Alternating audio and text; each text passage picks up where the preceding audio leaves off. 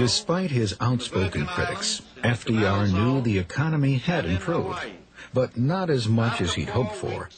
And so he launched, with the help of his humanitarian wife Eleanor, the Second New Deal. Mrs. Roosevelt traveled the country from coast to coast, seeing the poverty and suffering, urging her husband to provide even more help to the needy. She became a kindly symbol of hope for the downtrodden, who regarded her as a personal friend. Thousands of children wrote to her, asking for help. FDR convinced Congress to pass more legislation to spur the economy, including a second Agricultural Adjustment Act, rewarding farmers that practice soil conservation and compensating farmers who cut production of soil-depleting crops like cotton and wheat.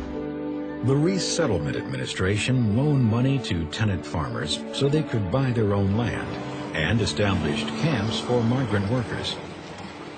The Second New Deal's most ambitious program was the WPA, the Works Progress Administration.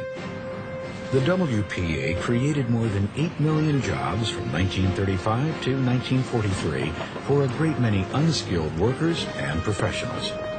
The WPA constructed 850 airports, built or repaired 650,000 miles of America's roads, sewed more than 300 million articles of clothing for the needy, and erected 110,000 libraries, schools, and hospitals.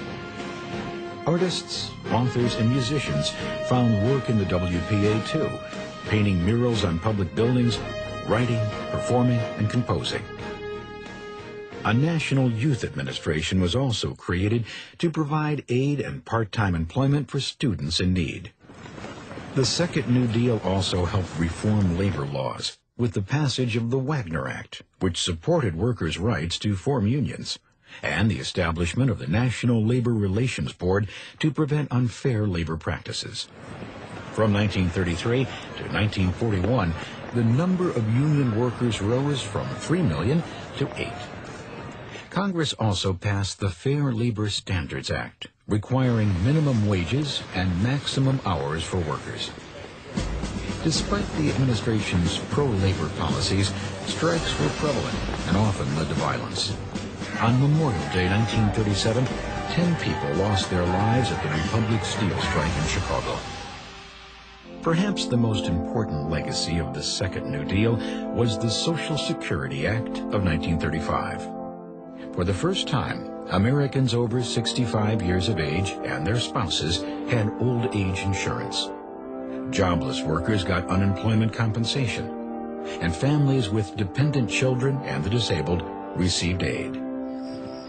In 1935, only about 30% of American farms had electricity, so Congress, with Roosevelt's urging, set up the Rural Electrification Administration. 10 years later, 45% of rural America had electric power. With widespread support from organized labor, minorities, and the public at large, FDR was re-elected as president in 1936. His victory marked the first time most African Americans voted for a Democratic Party candidate. With Eleanor Roosevelt's prompting, Roosevelt appointed the first female ambassador and several women federal judges. Frances Perkins became the first female Secretary of Labor, and Mary McLeod Bethune was appointed head of the Office of Minority Affairs in the National Youth Administration, becoming the first African-American woman to head a federal agency. Meanwhile, Mrs. Roosevelt defied the Daughters of the American Revolution, publicly resigning her membership when the DAR refused to let Marian Anderson sing in Washington, D.C.'s Constitution Hall because of her color. Instead, Eleanor Roosevelt arranged for the concert to be held on the steps of the Lincoln Memorial. In the midst of labor unrest, poverty, and hardship, Americans still managed to find fun at the movies. For just a quarter, they could forget their troubles in one of more than 15,000 picture palaces.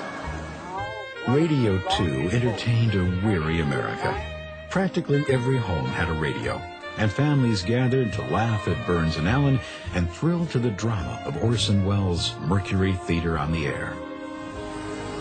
By 1939, the nation seemed to be on the road to economic recovery, and Congress cut back on the New Deal unemployment programs, since it had gone deeply into debt, providing jobs and aid to Americans.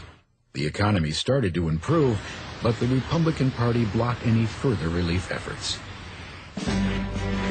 Meanwhile, FDR and America, despite wishing to remain neutral, began to realize that war was inevitable in Europe, and very soon it became a reality. Ironically, when America finally entered World War II, her massive investment in manufacturing guns, airplanes, tanks, and ships would finally lift the country out of the Great Depression.